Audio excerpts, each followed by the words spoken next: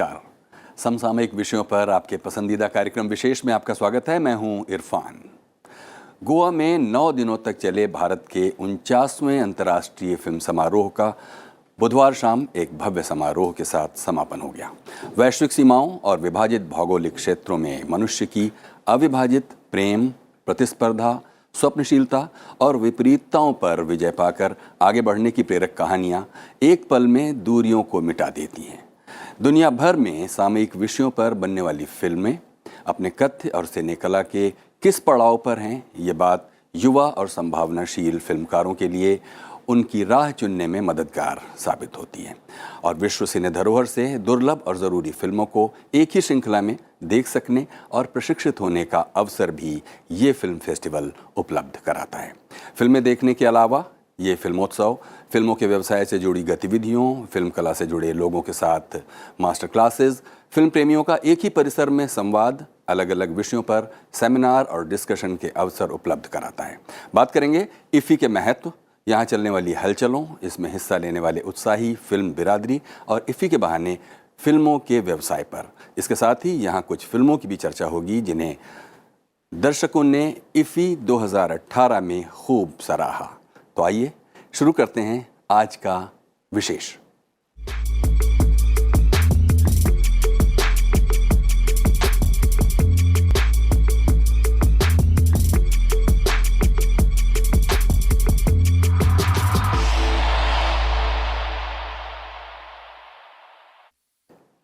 फिल्में सिर्फ मनोरंजन का जरिया नहीं है, बल्कि देखें तो साफ लगेगा कि सांस्कृतिक मेलजोल से लेकर सभ्यताओं को समझने का माध्यम भी है। 9 दिनों तक गोवा के पणजी में चले 49वें भारतीय अंतर्राष्ट्रीय फिल्म फेस्टिवल के दौरान भी यही देखने को मिला। इस दौरान भारत और दुनिया भर से जुटे फिल्मों के चाहने वालों को भारतीय क्षेत्रीय फिल्मों के अलावा दुनिया भर की लोकप्रिय और मशहूर फिल्में देखने का मौका मिला। इस फिल्म महोत्सव में यूक्रेनियन फिल्म डॉनबास को गोल्डन पीकॉक से नवाजा गया, जबकि मशहूर फिल्म लेखक सलीम खान को लाइफ टाइम अचीवमेंट अवार्ड से सम्मानित किया गया। इसके अलावा अलग अलग श्रेणियों में चुनिंदा फिल्मों को पुरस्कृत भी किया गया। आइए देखते हैं इस फिल्म समारोह से जुड़ी खास बातों को।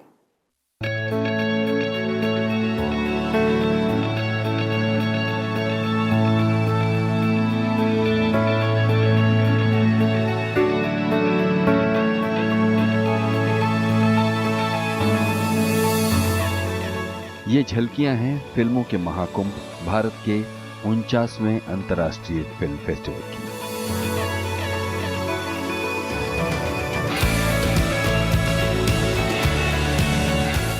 बीस नवंबर को गोवा के पणजी में शुरू हुए इस अंतर्राष्ट्रीय फिल्म महोत्सव में बॉलीवुड और हॉलीवुड की फिल्म हस्तियों के अलावा दुनिया के अन्य देशों से आए फिल्म कलाकारों, निर्देशकों और समीक्षकों की मौजूदगी ने इस महोत्सव को बेहद खास बना दिया। हर साल नवंबर की 20 तारीख से आयोजित होने वाला भारत का अंतर्राष्ट्रीय फिल्म महोत्सव कई मायनों में अनूठा होता है।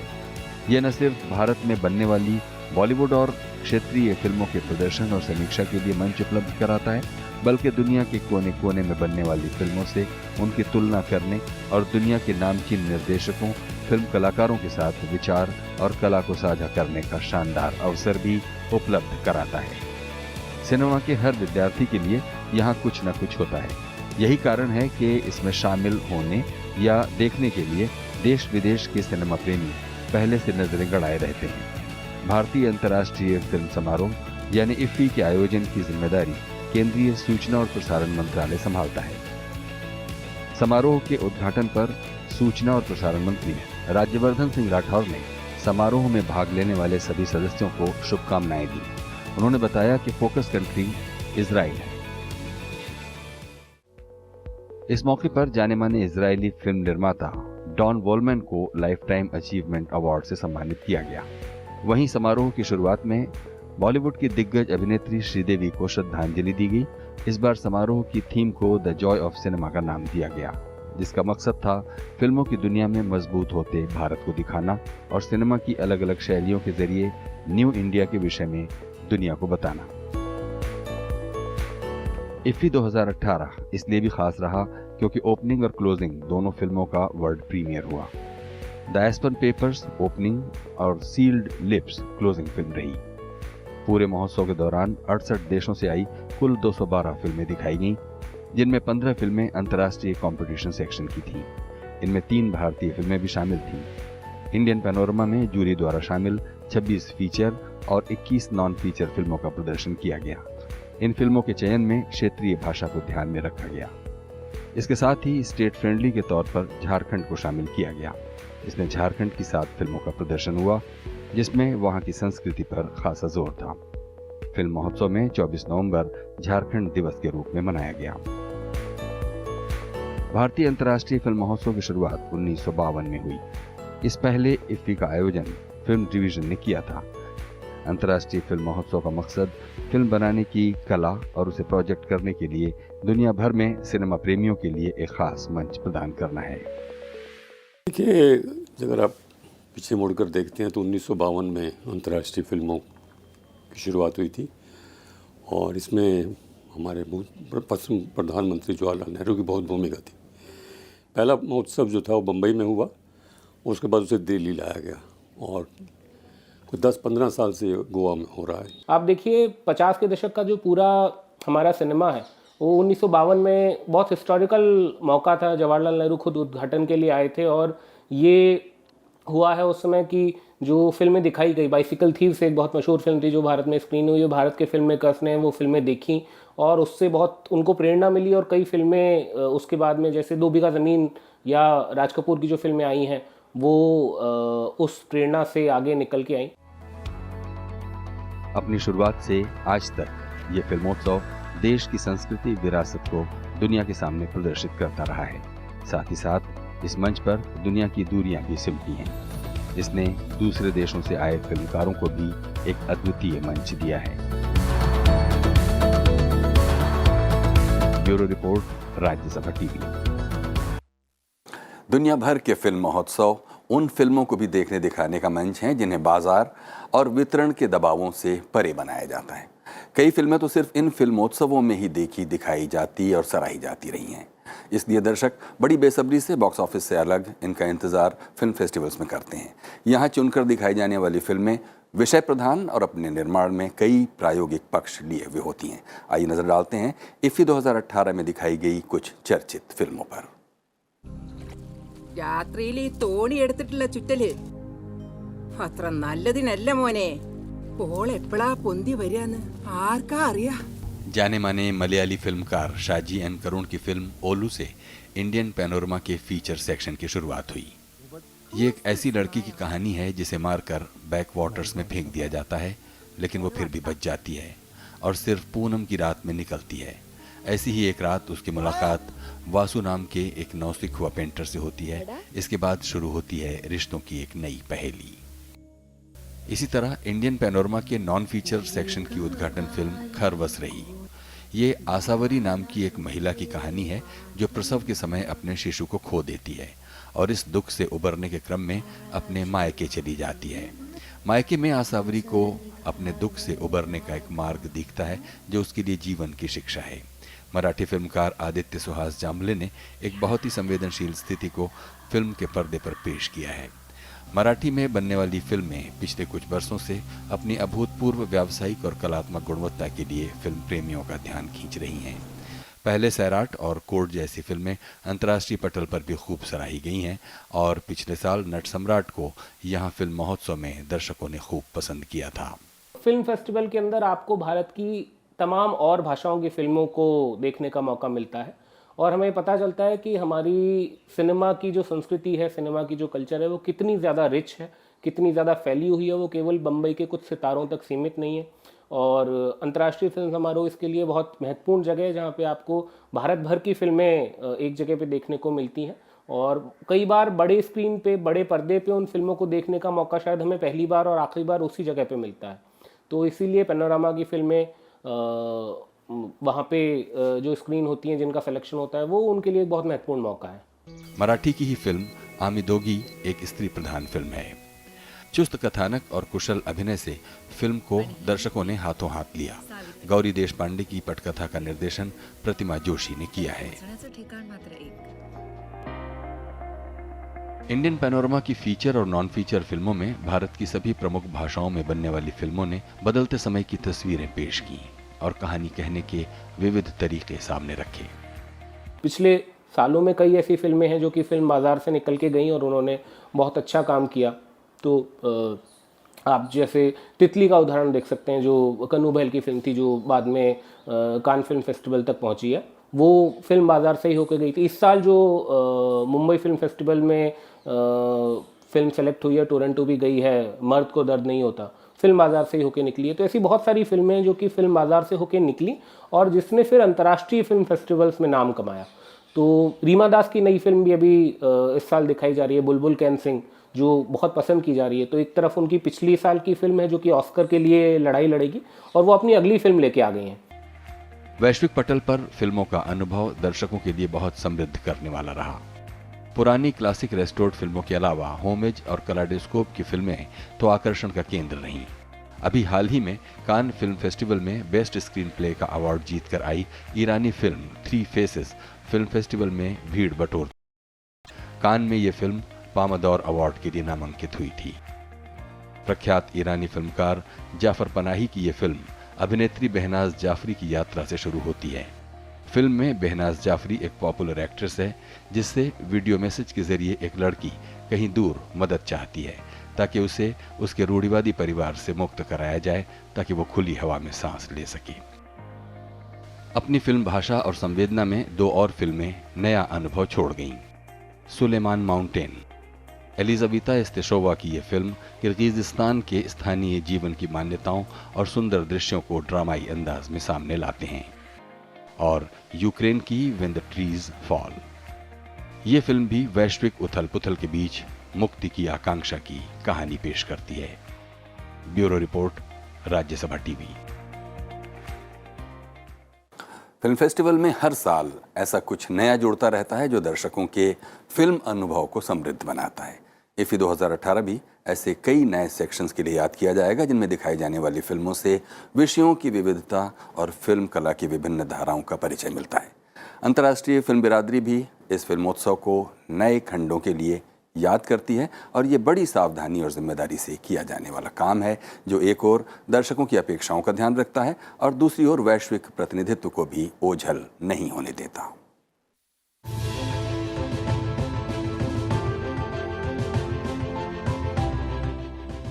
भारत के 49वें अंतर्राष्ट्रीय फिल्म महोत्सव में सभी स्थापित खंडों के अलावा 6 नए फिल्म खंड शामिल किए गए। इसका उद्देश्य फिल्मों की समझ का विस्तार करना और फिल्म एप्रिसिएशन की संस्कृति को सुदृढ़ करना है।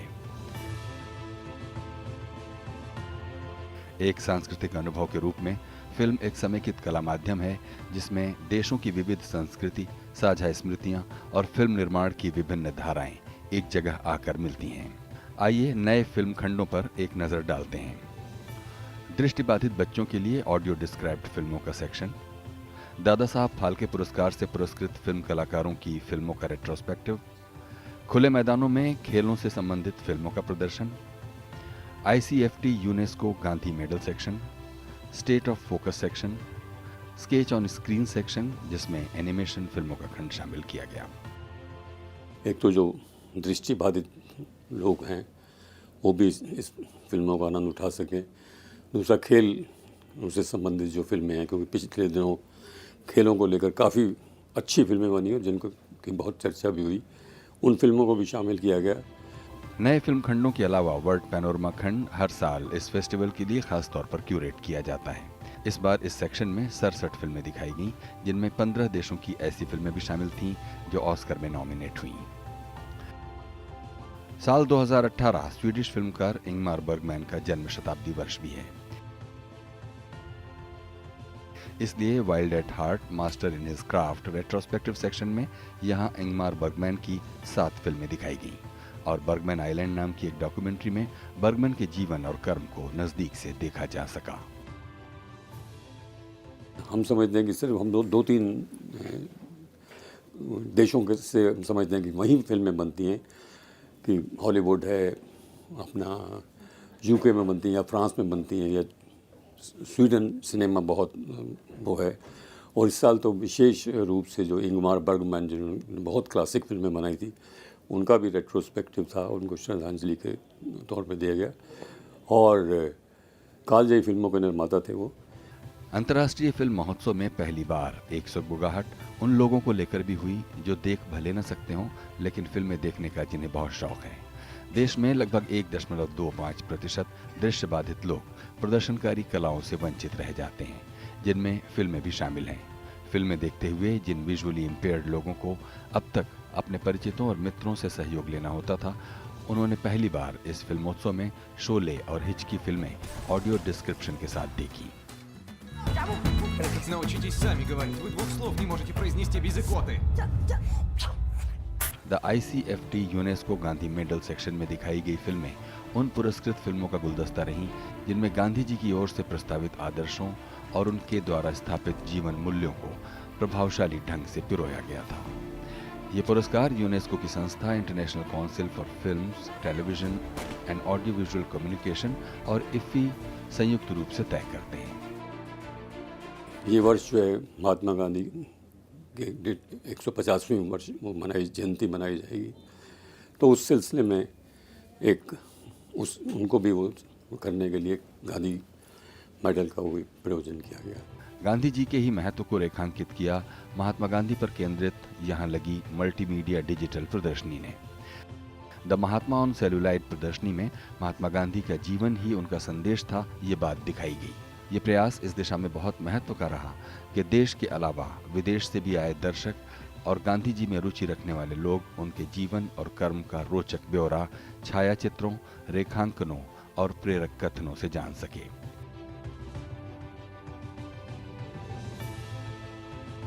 गांधी जी से परिचित कराता ये पंडाल कई आधुनिक माध्यमों से सुसज्जित था।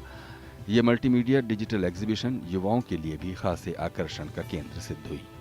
यहाँ उन फिल्मों के पोस्टर भी बहुत सुंदर ढंग से प्रदर्शित किए गए जिनमें गांधी जी केंद्रीय विषय रहे। ऐसी फिल्मों की झलकियां भी यहाँ प्रदर्शित की गईं जिनमें गांधी जी की प्रेरणाएं, उनका जीवन दर्शन और वो आदर्श प्रदर्शित किए गए जिनसे वैश्विक और भारतीय जनमानस शक्ति अर्जित करता है। इरफान, राज्यसभा टीवी। भारत एक ऐसा देश है जहां दुनिया में सबसे ज़्यादा फिल्में बनती हैं। हर साल 1.5 से 2,000 के करीब फीचर फिल्में और छोटी फिल्में रिलीज़ होती हैं। बीते कुछ वर्षों से तकनीकी प्रगति के चलते फिल्मों की कमाई में बेशुमार बढ़ोतरी हुई है। आपको छोड़े जाते हैं इस पैकेज के साथ, स्टोरी के साथ। देखते रहिए विशेष, देखते रहिए राज्यसभा टीवी। ये हाथ हमको दे ठाकुर। कई भाषाओं में फैला फिल्मों का बाजार भारत को अनूठा मुल्क बनाता है। इस वक्त दुनिया में सबसे ज्यादा फिल्में भारत में बन रही हैं। भारत में 20 से भी ज्यादा भाषाओं में हर साल करीब 1.5 से 2,000 फिल्में बनाई जाती हैं। हर साल ये संख्या बढ़ती जा रही है। हिंदी, तमिल, तेलुगु, बांग्ला और मराठी में सैकड़ों फिल्में बन रही हैं। यही नहीं, फिल्मों की कमाई में भी हर साल भारी बढ़ोतरी देखी जा रही है।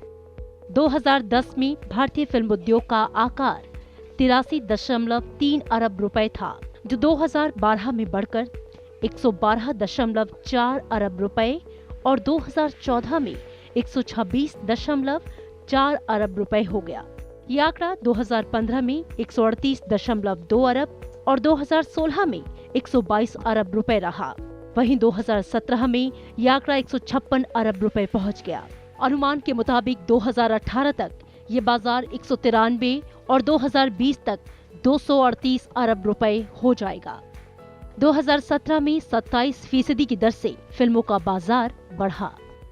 25-30 वर्षों में, क्योंकि अब ये मार्केटिंग का ईरा है, ये पूरा का पूरा इस वक्त कंज्यूमरिज्म है, उसमें मार्केटिंग एक बहुत बड़ा रोल अदा करती है। तो उसमें भी हर अंतर्राष्ट्रीय फिल्म फेस्टिवल में एक मार्केटिंग सेक्शन होता है, जहाँ पर फिल्मों का आदान प्रदान होता है, जहाँ आप दूसरे देशों के साथ कॉन्ट्रैक्ट साइन करते हैं, आप अपनी फिल्में उनको देंगे, वहाँ से वो फिल्में आपको देंगे। तो ये एक अच्छा कदम है और ये बहुत सक्सेसफुल है। उसकी वजह से हमारी भारतीय फिल्मों की पहचान विदेशों में बहुत बड़ी है। भारत में सबसे बड़ा बाजार हिंदी फिल्मों का है। अगर बॉक्स ऑफिस पर हुई कमाई के लिहाज से देखें तो इसमें हिंदी फिल्मों का हिस्सा 43% है, जबकि तमिल फिल्मों का 19, तेलुगु का 17 और अन्य भारतीय फिल्मों की हिस्सेदारी 14% है। 7% कमाई अंतर्राष्ट्रीय फिल्मों की होती है। बीते कुछ वर्षों से 100 करोड़ कमाने वाली भारतीय फिल्मों की संख्या लगातार बढ़ी है। 2009 में सूची में महज एक फिल्म थी। 2010 में ऐसी फिल्मों की संख्या बढ़कर 2 हो गई। वहीं 2011 में 5, 2012 में 9 और 2013 में 8 हो गई। 2014 में 9 और 2015 में 7 फिल्मों ने 100 करोड़ रुपए से भी ज्यादा की कमाई की। यानी 100 करोड़ रुपए कमाई करने वाली फिल्मों की तादाद अब औसतन हर साल 7 से 8 हो गई है। बहुत बड़ा बाजार है जो कि हिंदुस्तान के 130 करोड़ लोगों से मिलकर बनता है। तो उसको अगर आपको पकड़ना है तो आपको देश की हर भाषा के अंदर बन रहे सिनेमा को मजबूत बनाना होगा। इसमें थोड़े राज्य के समर्थन की भी ज़रूरत है, और एक बार अगर राज्य का समर्थन मिलेगा तो जैसे अभी रीमा दास हमारे सामने आई हैं, फिर बहुत सारे फिल्म मेकर्स हमारे सामने आएंगे निकल के जो बहुत अच्छा काम करके दिखा सकते हैं। एनिमेशन और विजुअल इफेक्ट का बाजार इस वक्त सबसे तेजी से बढ़ रहा है।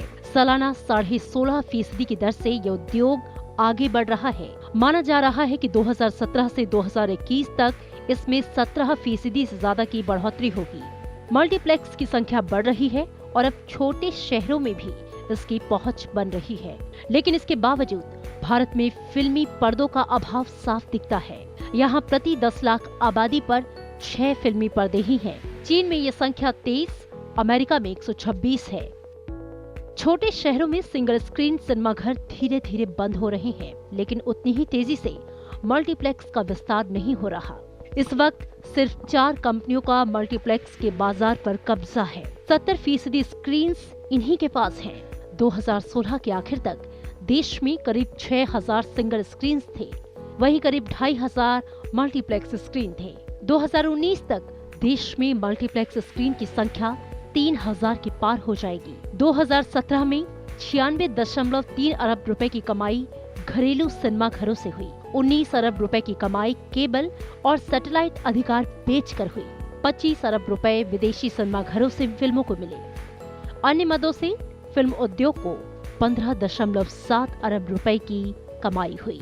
अब तो इस बाजार को एक बहुत आशा भरी नज़रों से पश्चिम का सिनेमा मेकर्स, फिल्म मेकर्स भी देख रहे हैं। तो अब एक नई लड़ाई का हम सामना करना है जिसमें हॉलीवुड हमारे सिनेमा के इस बाज़ार पे कब्जा करने की कोशिश कर रहा है। और देखिए ये बहुत हमको अभी शायद इतना बड़ा खतरा नहीं लगता है, लेकिन दुनिया भर की जो सिनेमा उद्योग हैं वो हॉलीवुड के इस खतरे के सामने अपने आप खड़े नहीं रह पाए हैं। बहुत चंद ऐसे सिनेमा उद्योग हैं जो कि अभी तक अपने दम पे, अपने कदमों पे खड़े हुए हैं और बॉलीवुड उनको हरा नहीं पाया है। भारत एक उन गिने चुने देशों में से एक है। दक्षिण भारतीय फिल्मों में तकनीक का जबरदस्त इस्तेमाल हो रहा है। बाहुबली की सफलता के बाद तेलुगु फिल्म उद्योग की तरफ अब सबकी निगाहें हैं। लेकिन 2015 के आंकड़ों को देखें तो ऐसा लगता है कि चुनिंदा फिल्में भले ही मोटी कमाई करती हों, लेकिन एक क्षेत्रीय फिल्में ज्यादातर अपनी लागत भी नहीं वसूल पाती। 2015 में 203 तमिल फिल्में रिलीज हुई, जिनमें से महज 18 ही अपनी लागत से ज्यादा कमा पाई। इसी तरह 2015 में 162 तेलुगु फिल्में रिलीज हुई, जिनमें से 30 फिल्में ही अपनी लागत वसूल पाई। पश्चिम बंगाल में बीते 2-2.5 साल में सैकड़ों सिंगल स्क्रीन सिनेमाघर बंद हुए हैं और इसका सीधा असर बंगाली फिल्म उद्योग पर हुआ। लगातार 3 साल से बंगाली फिल्म उद्योग घाटे में चल रहा है, लेकिन इस दौरान कई चर्चित बांग्ला फिल्म भी बनकर तैयार हुई, जिन्हें दुनिया भर में सराहा गया। मराठी फिल्म उद्योग इस वक्त तेजी से तरक्की कर रहा है। 2015 में मराठी फिल्म उद्योग 40 से 45% की दर से आगे बढ़ा।